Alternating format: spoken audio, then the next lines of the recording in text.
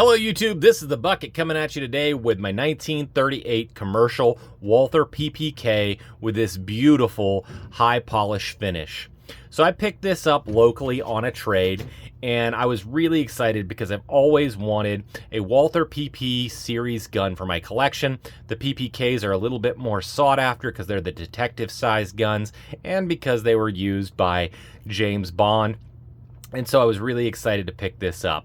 I'm going to talk to you about the specs, talk to you about some of the accessories, the shooting experience I had with the gun, maybe a little ways that you can keep those accessories looking great for the future, and talk to you about where this fits for the Bucket moving forward.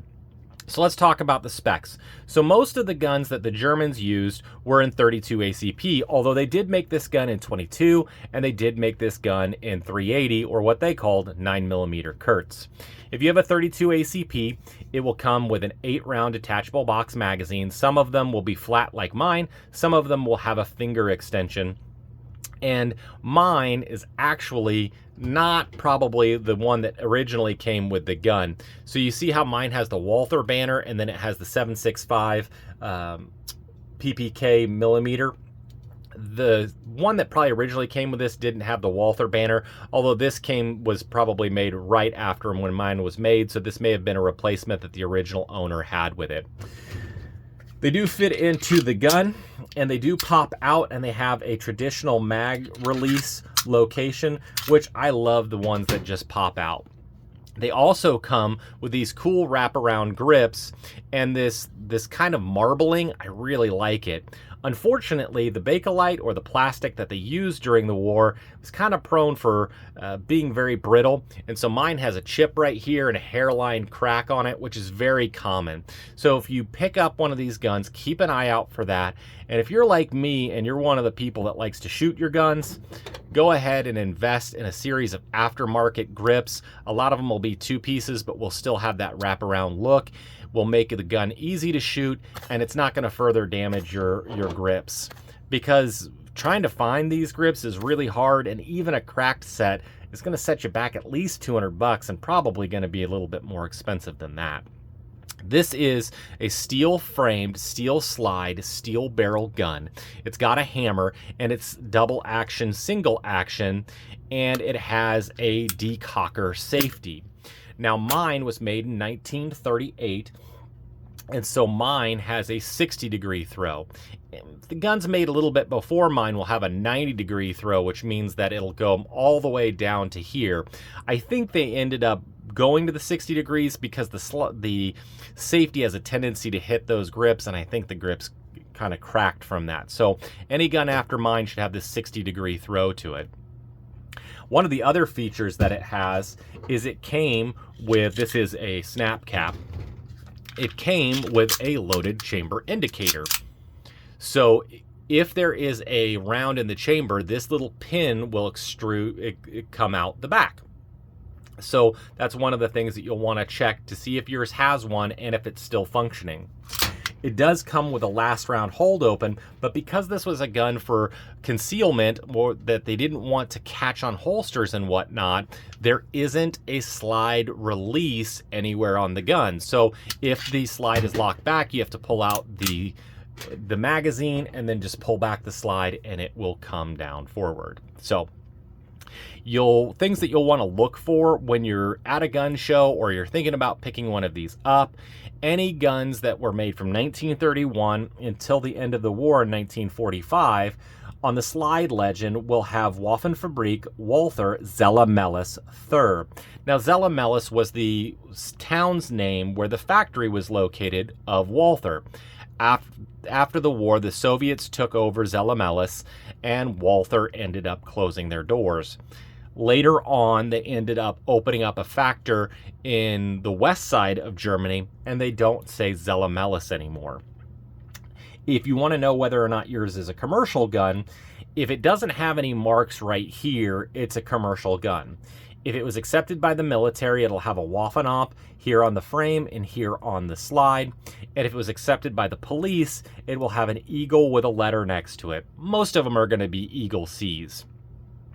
As far as specs of this particular pistol, again, it shoots from an 8+1 detachable box magazine. The overall length is 6.1 inches. The barrel length is 3.25 inches. The overall width is 0.98 inches. The overall height is 3.9 inches. And the weight with its magazine unloaded is 19.7 ounces. As far as the 3 German-made 32 ACPs, that's going to be the Walther PP and PPK, the Mauser HSC, and the Sauer 38H. The sights on this are not the worst of the group. The sights I like the least are the HSC sights.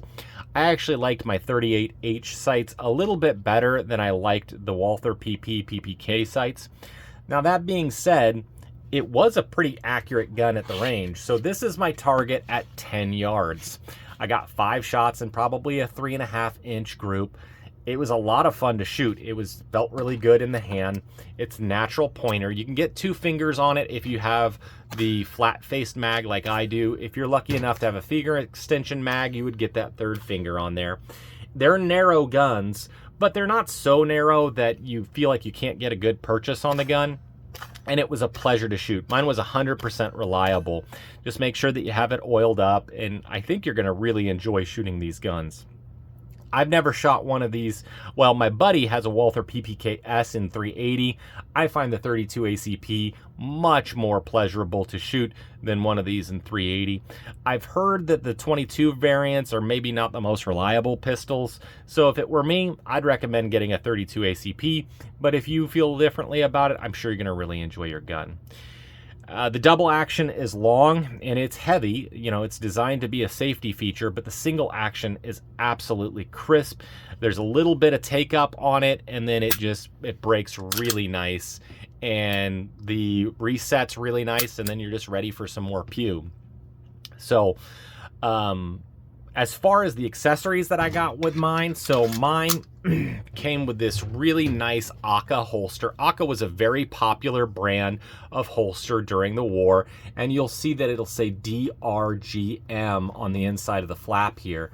It's really hard to see because it was marked in like pencil or a light pen. Mine has a Walter Führer marking that was not uncommon to see people that would actually put their name in their holster. And then there's like a PP B. There's some kind of other marking here which I've never been able to determine what it is. If one of you guys knows, please let me know.